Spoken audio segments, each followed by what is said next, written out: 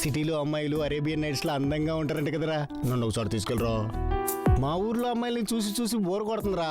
మరి జాతరలో ఖర్జూరాల చిరాగ్గా ఉంటారా బాబు.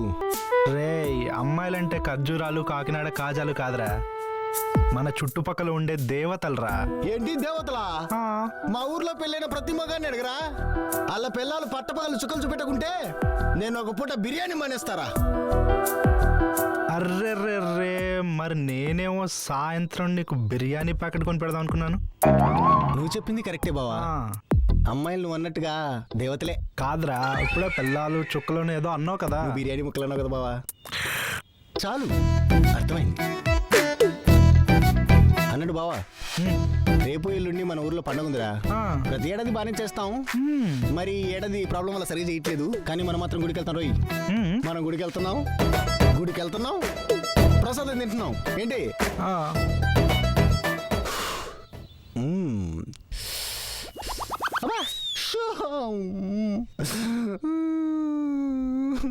కాలింది.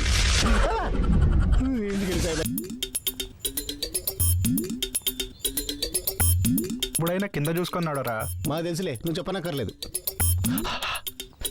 స్మెల్ రాకుండా ఇంట్లో బా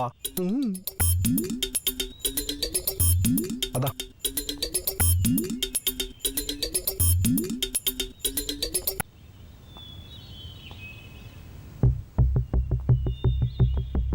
నమస్కారం అండి. మీకోసం ఎదురు చూస్తున్నాను. అదిగోండి మాకు దొరికిన రాయి, ఒకసారి చూడండి.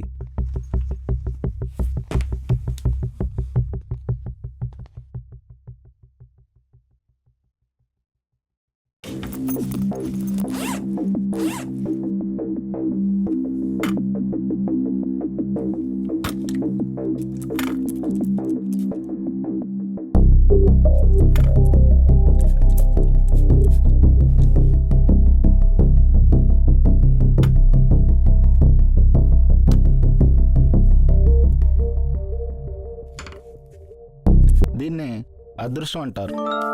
అంటే మీ పంట పండింది. అవునా?